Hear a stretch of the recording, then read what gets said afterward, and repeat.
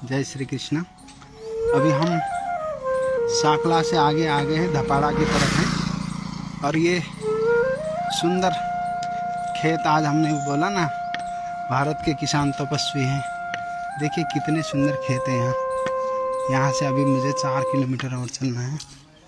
4 kilometre और आगे जाके फिर वहाँ से फिर कल ईसरपुर आएगा।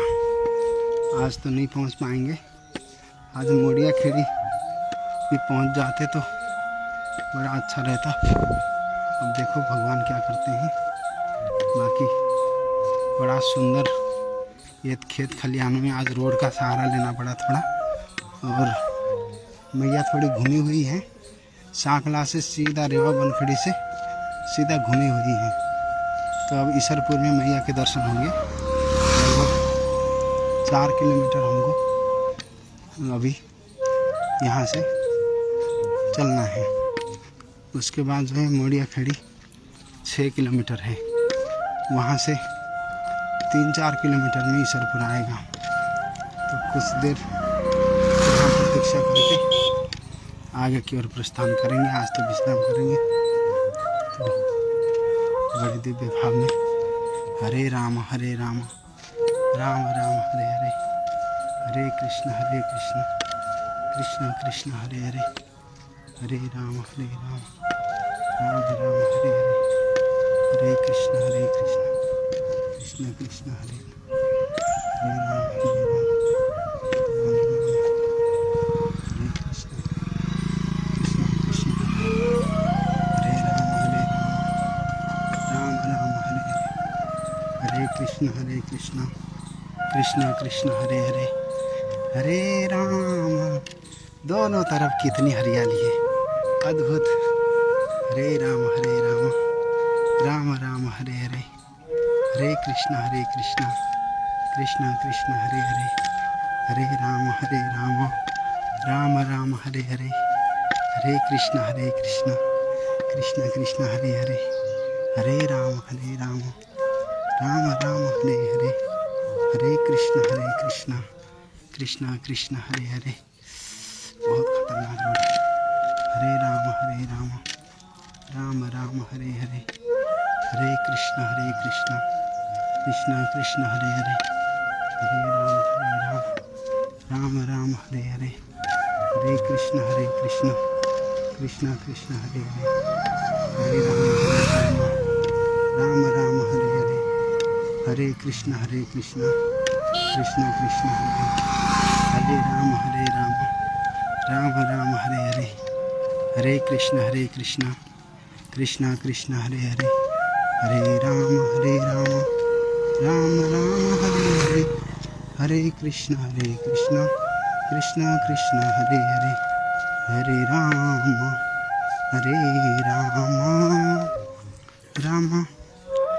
राम हरे हरे, हरे कृष्ण। श्रद्धेय महाराज श्री को सादर नमो नारायणाय। पूज्यपाद स्वामी केशवानंद गिरी जी महाराज, बड़े दिव्य विद्युत मूर्ति, आप श्री का दिव्य सुसन्निधि हमें प्राप्त हुआ था श्री इंद्र मंदिर में। आज जो है बड़े दिव्य भाव से महाराज श्री इस समय जो है हरे राम राम राम हरे हरे, हरे कृष्ण कृष्ण कृष्ण हरे हरे, हरे राम राम राम हरे हरे, हरे कृष्ण। पंजाब के जैसे खेत हैं। कृष्ण कृष्ण हरे हरे, हरे राम राम राम हरे हरे, हरे कृष्ण कृष्ण कृष्ण हरे हरे, हरे राम राम हरे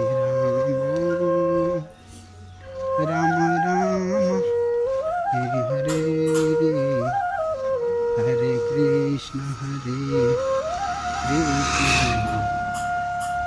कृष्ण कृष्ण हरे हरे, हरे राम। एडवोकेट एडवोकेट कमलेश कुमार शर्मा जी सादर नमन नारायण आप परम पवित्र मंदसौर की पावन पुण्य नगरी से हैं। हरे राम राम राम हरे हरे हरे कृष्ण कृष्ण कृष्ण हरे हरे हरे राम राम राम हरे हरे हरे कृष्ण कृष्ण कृष्ण हरे हरे हरे राम राम राम हरे हरे हरे कृष्ण कृष्ण कृष्ण हरे हरे हरे राम राम राम हरे हरे हरे। श्रद्धेय पंडित सूर्य प्रकाश जी, आप बड़े दिव्य भाव से मंदसौर की पावन पुण्य धरा से हैं। आप श्री को सादर नमन है। हरे राम अरे चित्तौड़ से सॉरी, मैं सोचा श्रद्धेव सुनील पुरोहित जी के माध्यम से मंदसौरी समझ रखा था। आज पता चला आप पावन नगरी चित्तौड़ से हैं। महाराणा प्रताप की पावन नगरी है चित्तौड़ में। ये जो है उदयपुर, ये सब हल्दी घाटी, ये वीरों की नगरी है। वहाँ का किला अत्यंत दर्शनीय है। बहुत दिव्य नगरी से आप हैं। हरे राम राम राम हरे हरे हरे कृष्ण कृष्ण कृष्ण हरे हरे। शैलेंद्र तिवारी जी नर्मदेहार। हरे राम राम राम हरे हरे हरे कृष्ण कृष्ण कृष्ण हरे हरे।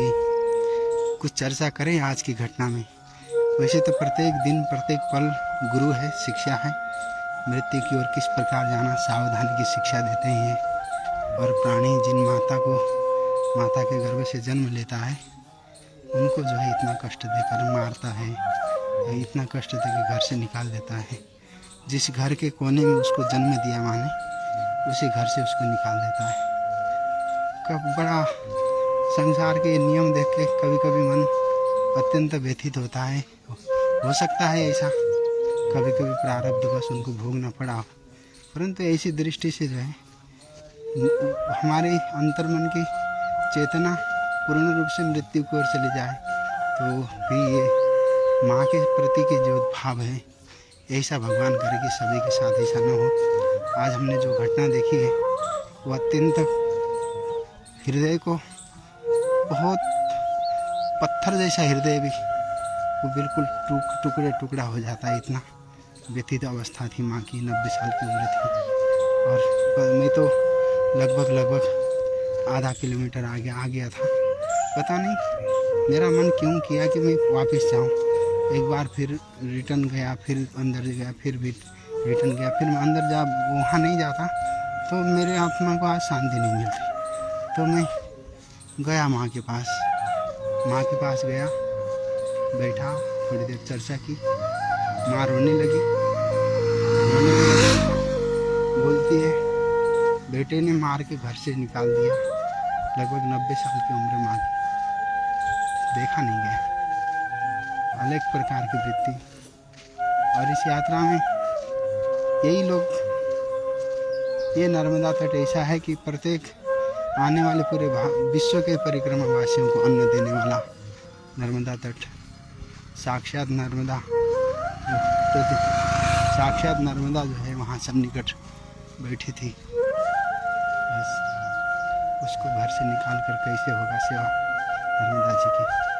भगवान करे कि माँ के अंतर्मन से निकलने वाली बद्दुआ उसके पुत्र को ना लगे महाराज। वैसे तो माँ को प्रणाम किया हूँ, माँ ऐसा नहीं कहना, तूने जन्म दिया है उसको, कैसा भी है वो तेरा पुत्र है, तो ऐसी कोई बद्दुआ मत देना जिससे उसका जीवन बर्बाद हो जाए, क्योंकि तूने तो मृत्यु को अंगाल कर उसको जन्म दिया था। वो समझ नहीं पाया, लेकिन तू तो समझदार है, तू माँ है, कुपुत्र हो जाए तो क्वचित माता न होती। बहुत बार समझा है माँ, तेरे को तो कोई ना कोई बेटा आगे कुछ दे जाएगा, कुछ खिलाएगा, लेकिन उसको तूने अगर बद्दुआ दे दिया तो भगवान भी उसको जो है कुछ दे नहीं पाएंगे, उसका सब तहस नहस हो जाएगा। जिसको तूने जन्म दिया उसको किसी प्रकार से कष्ट आए ऐसा तू कभी बद्दुआ मत देना। लेकिन माँ तो माँ है, रो रही थी बेचारी। भगवान करे कि उसके बेटे को पुनः इस अवस्था में सत्प्रेरणा आए और माँ को घर ले जाए, सेवा करे। कितना दिन जिएगी, वो तो सूर्यास्त का सूर्य है, अस्ताचल का सूर्य है, कभी भी वो अस्ता सकता है। और कल पछतावा हो, इससे पहले माँ को घर ले जाना चाहिए, सेवा करनी चाहिए। कैसी भी है, किसी भी परिस्थिति में आप किसी भी रूप में हो, आपके पास कुछ भी नहीं हो, जो है उससे माँ की सेवा करो, क्योंकि समर्थता नहीं है तो जितना आपसे बनता है उतना करना। क्यों? देखिए, हॉस्पिटल ले जाते हैं, सुसंपन्न व्यक्ति है, उस हॉस्पिटल में अनेक प्रकार की दवाएं की जाती हैं और फिर भी व्यक्ति बचता नहीं, लेकिन अपना प्रयत्न तो करता है ना। ऐसे आपके पास जो सामर्थ्य है, जिस प्रकार का सामर्थ्य है, जितनी अवस्था है, उस अवस्था के अनुसार, उस सामर्थ्य के अनुसार पूरा प्रयास करना चाहिए सेवा का। सेवा परम तप है और सेवा से अंतःकरण शुद्ध होता है, सेवा से महापुरुषों का आशीर्वाद मिलता है, अपने से वयोवृद्धों का आशीर्वाद बहुत बड़ी चीज़ होती है, इसलिए आशीर्वाद लेना चाहिए सदैव। भगवान राम ने दशरथ जी, कौशल्या जी, कैकेयी जी, सुमित्रा जी, सभी वशिष्ठ जी, सभी ऋषि मुनियों का आशीर्वाद लिया। वो स्वयं परमात्मा थे, ब्राह्मणों का आशीर्वाद लिया। इसलिए हमको, प्रत्येक प्राणी को अपने अंदर के संपूर्ण भावों को, जब तक जीव को संसार की इच्छा होगी ना, वो भगवान से कभी प्रेम नहीं कर सकता। और ये कभी कभी लगता है कि ये दृष्टि, इस प्रकार की दृष्टि से हम पिघल जाते हैं। अब हमको जीवन में ये नहीं लगता कि किसी प्रकार का कष्ट हमारे जीवन में है, किसी प्रकार की अनेक प्रकार की स्थितियाँ हमारे जीवन में, ये नहीं लगता। परंतु कहीं कोई माँ बहुत अलग प्रकार से रह रही हो तो वो देखा नहीं जाता, वो आंसू आते हैं, बहुत ज़्यादा अत्यंत मन पीड़ित हो जाता। नर्मदे हाल बाबू तो बहुत पीड़ित हो जाते हैं। श्रद्धेय कवीश्वर डॉक्टर अरविंद तिवारी महाभाग, सादर नमो नारायण आर्य, ये सब हमारे इस यात्रा के इतने दिव्य विभूतियाँ हैं जिनके आशीर्वाद से मैं चल रहा हूँ, बहुत दिव्य भाव से। बहुत सुंदर बात कि जो परिस्थिति कभी कभी ऐसी आती है ना, तो ऐसे भारत बहुत सुंदर है, यहाँ कहीं किसी प्रकार का दाग न लगे, भगवान से ही प्रार्थना करते हैं। देखिए ये कितना सुंदर हरियाली, ये यहाँ ये जो फसल है कितनी सुंदर भाव से मुस्कुरा रहा है। ये उर्वरा भूमि मध्य प्रदेश के, जैसे पंजाब हो, हरियाणा हो, वैसा समतल लग रहा है। गेहूँ उसी प्रकार से है पंजाब और हरियाणा की तरह। मध्य प्रदेश इस समय कृषि में बहुत आगे है, बहुत सुंदर है। इतने बड़े बड़े सुंदर भाव यहाँ बने हुए हैं कि बहुत दिव्य है, यहाँ अद्भुत है, अद्भुत। ये यहाँ बहुत बड़े बड़े मतलब ये स्टोरेज बने हुए हैं, वेयर हाउस बने हुए हैं और इतना सुंदर रोड है गांव का। आज हम नर्मदा जी के बिल्कुल किनारे हैं, ज़्यादा दूर नहीं है, परंतु आज जिस उंगली में हमारा थोड़ा वो फ्रैक्चर हुआ है उसमें कष्ट ज़्यादा है और हम कहीं अब विश्राम करना चाहते हैं, क्योंकि दिन में बहुत गर्मी थी। तो अभी बड़े दिव्य भाव से, क्या अद्भुत, आज मन अंतर हृदय से सदैव समत्व की ओर रहने वाला मन जो है आज अलग प्रकार के दिव्य भाव से जो है थोड़ा व्यथित है। जो दृष्टि हमने देखी वहाँ भटगांव में, उसके माध्यम से वेद का जो परम मंत्र है, सबसे पहले वेद ने एक ही बात उद्घोष किया, मातृदेवो भव। माँ की रक्षा होनी चाहिए। भारत की सुरक्षा मातृ रक्षा से है। गौ माता, गंगा माता, गायत्री माता, इन सभी की संरक्षण हो।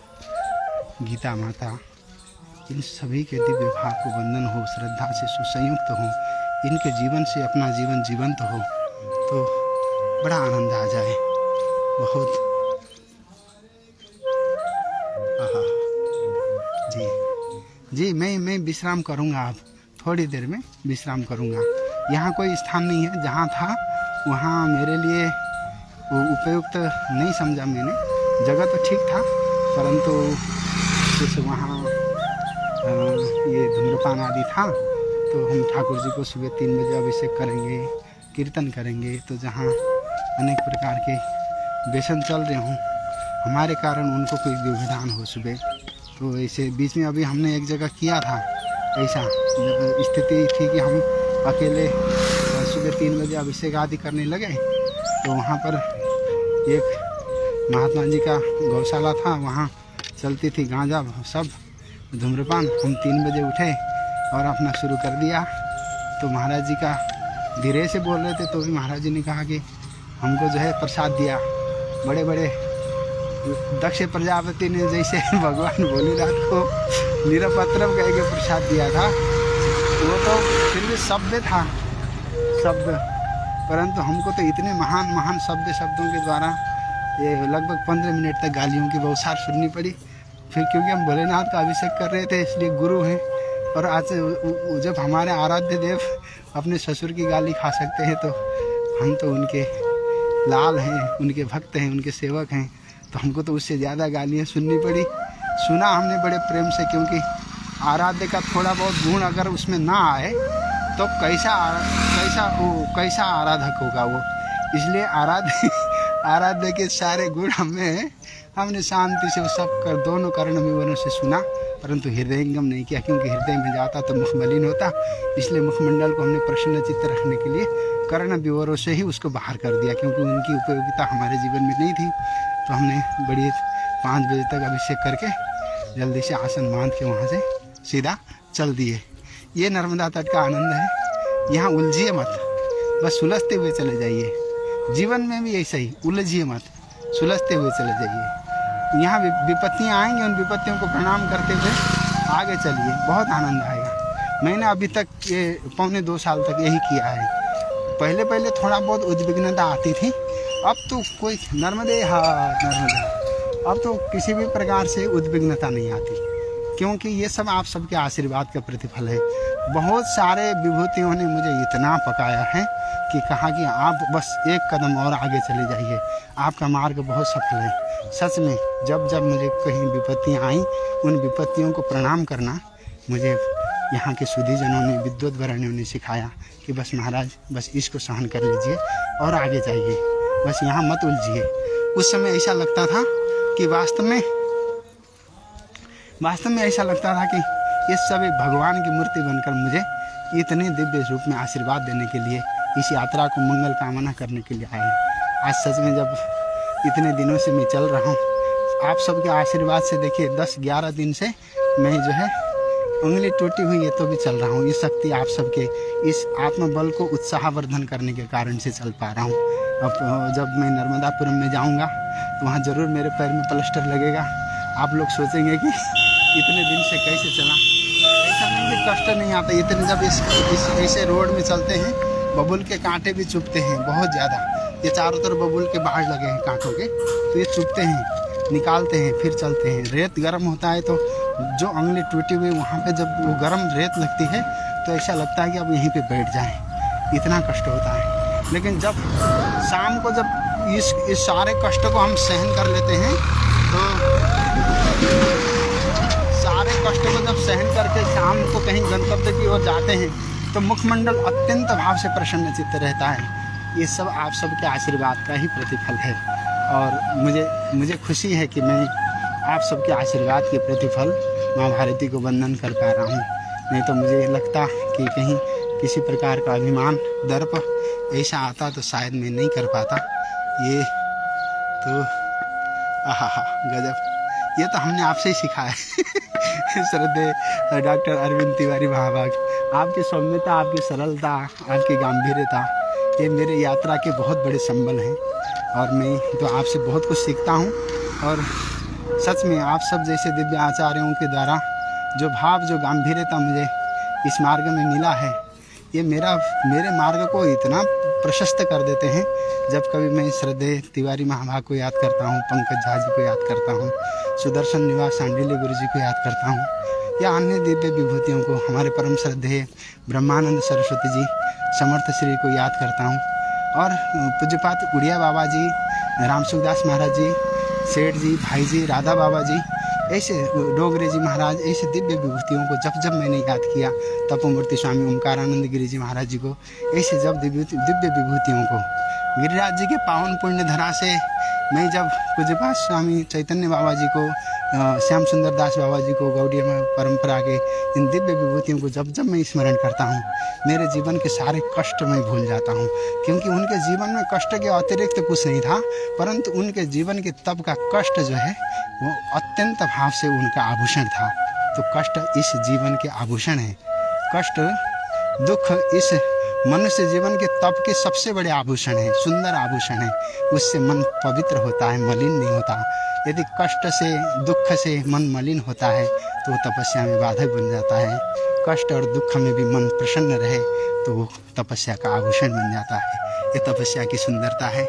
और बड़ा दिव्य भाव, लंबा मार्ग दूरी घर विकट पंथ बहुमार, कहो संतो क्यों पाइए दुर्लभ हरि दीदार। आहा, क्या गजब, अद्भुत अद्भुत अद्भुत। ये बड़ा आनंदमय भाव, सुंदर भाव। जैसे सच में ये जितने भी दुख हैं, जो भी कष्ट हैं, ये आभूषण होने चाहिए आपके जीवन के।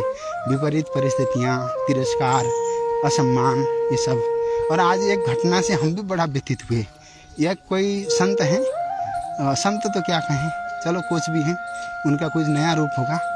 नर्मदा जी की परिक्रमा कर रहे हैं और एक गांव में जाके, भटगांव में, जहाँ पे हमें माता जी मिली, वहीं के सन्निकट में, तो उसी गांव के वहाँ उन्होंने नर्मदा परिक्रमा वासियों की सेवा करते हैं। तो उन्होंने जो है, वो जो एक संत हैं, कुछ अनंताचार्य कुछ ऐसा नाम लिखा है। और वो उन्होंने क्या किया कि जहाँ जहाँ देवालय है, शिव मंदिर है, वहाँ जाके अपने चरण से भगवान का स्पर्शन करते हैं, नर्मदा मैया का स्पर्श करते हैं वो चरण से, और सबको लात से मारते हैं। और अब तक ये नर्मदा जी के किनारे यही करते आए। तो भटगांव के जो सुधीजन थे, उन्होंने वो और गेरू वस्त्र धारण किए महाराज। तो उन्होंने जो है जब ये सब किया तो वहाँ के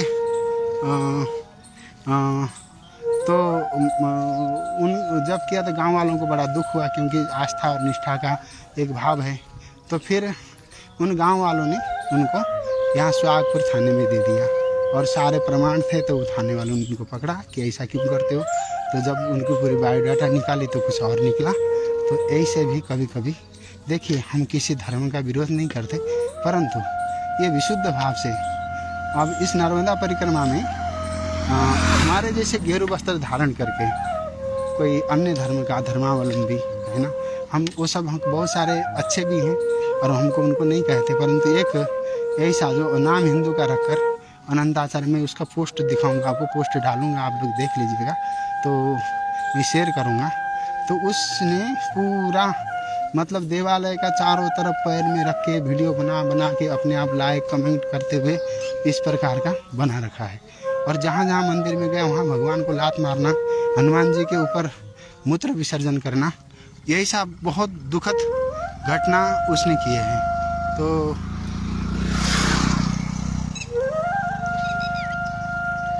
देवेंद्र नौटियाल जी, सादर नमो नारायण।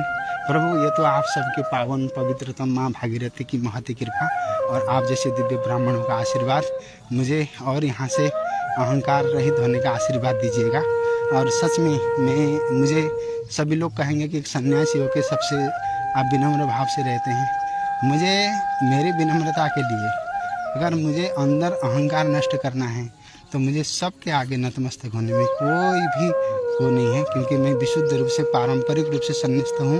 परंतु मेरा जो किसी भी प्रकार से मेरी अंतर्मन की भाव जो है अगर नष्ट न होती हो तो मैं उसको अंतर हृदय से चाहूँगा कि वो नष्ट न हो। सीताराम बाबू सीताराम। तो नष्ट न हो, क्योंकि विनम्रता और विनयशीलता, सरलता, ये सब साधु के सबसे बड़े आभूषण होने चाहिए। विनम्रता से श्रद्धा बढ़ती है, सहनशीलता सरलता से श्रद्धा बढ़ती है। श्रद्धा भक्ति का मूल स्तंभ है और भक्ति से भगवान को अपने हृदय में स्थापित करने का दिव्य भाव प्रस्फुटित होता है। इसलिए प्रत्येक प्राणी को सरल होना चाहिए। साधु के जीवन में क्रोध नहीं हो। क्रोधेन ज्ञाननाशनम। जिस जीव के जीवन में क्रोध है उसका ज्ञान नष्ट हो जाता है, लोभ से भक्ति नष्ट होती है और कामना से सत्कर्म नष्ट हो जाते हैं। इसलिए इस सभी कामना, क्रोध, लोभ, इनको तस्मात् एतत्त्रयं त्यजेत्। ये तो त्रिविधम नरकस्येदं द्वारम नाशनम आत्मनः। ऐसा सरल भाव आ जाए तो कामना, काम, क्रोध, लोभ, ये तीनों नष्ट होने चाहिए। तो ये परम पवित्र भाव आप इस जैसे दिव्य ब्राह्मण देवताओं के आशीर्वाद से, महतजनों के आशीर्वाद से मेरे जीवन में रहें। ऐसी मैं परिकल्पना करता हूँ कि ये सब बनता रहे, आनंदमय भाव बने रहे। और इस परम पवित्र भाव के लिए आप सबको पुनः प्रणाम करता हूँ। आज जो है कुछ चर्चाएँ आप सब से हुई और धीरे धीरे अखंड हरिनाम संकीर्तन का दिव्य भाव ओंकारेश्वर की पावन नगरी की ओर अग्रसर है। पुनः वहाँ चातुर्मास होगा, चातुर्मास भक्ति होगा, दिव्य होगा, आनंदमय होगा। वहाँ पुनः अनेक प्रकार के दिव्य विभूतियों के मुखार बिंद से भगवत चर्चा श्रवण करने का सुअवसर हम सबको प्राप्त होगा। और उसी में भी पुनः आनंदमय भाव से जब त्रिदिवसीय संस्कृत कवि सम्मेलन होगा, उसकी रूपरेखा बड़ा अद्भुत रहेगी। आप सबकी वहाँ सानंद उपस्थिति के लिए हम तैयार हैं। अब ओंकारेश्वर की पावन पुण्य धरा तैयार है और आप सबका दिव्य हृदय से साधुवाद करेंगे। यह अखंड हरिनाम संकीर्तन का दूसरा चातुर्मास भव्य, दिव्य और सानंदमय रहेगा। इससे भक्ति की रस प्रवाहित होगी, भारत में एक नई संचरित भाव जागृत होगा। इसी कामना के साथ आप सभी से अब विदा लेता हूँ। अभी मुझे यहाँ से लगभग 8 किलोमीटर और जाना है। लगभग 1.5 किलोमीटर धबाड़ा है, गुजरखेड़ी 11 किलोमीटर है, सेमरी चंद यहाँ थोड़ा दिखा देता हूँ आपको। मुझे इस रोड से तो नहीं जाना है, परंतु अभी आपको इतना दिखा के मैं बंद करूँगा। धपाड़ा 1.5 किलोमीटर है सीधा, वहाँ से 6 किलोमीटर आगे आपका वो है, क्या कहते हैं, मोया खेड़ा। मोया खेड़ा से आगे आएगा ईसरपुर। ईसरपुर तो हम नहीं पहुँच पाएंगे आज, क्योंकि बहुत लंबा हो जाएगा। परंतु ये जो है, ये धपाड़ा में कुछ स्थान मिल जाएगा तो 1.5 किलोमीटर में रुक जाऊंगा। वहाँ कुछ नहीं मिला तो मैं मोया खेड़ा तक जाऊंगा आज। और मोया खेड़ा में कुछ व्यवस्था हो जाए तो भगवान की महती कृपा। ये देखिए, सांकला 1.5 किलोमीटर इधर है, धपाड़ा 1.5 किलोमीटर ये है। तो ऐसे बड़ा दिव्य भाव से चलेगा ये। नर्मदे हर। आप सभी को प्रणाम। हरे राम राम राम हरे हरे, हरे कृष्ण कृष्ण कृष्ण हरे हरे।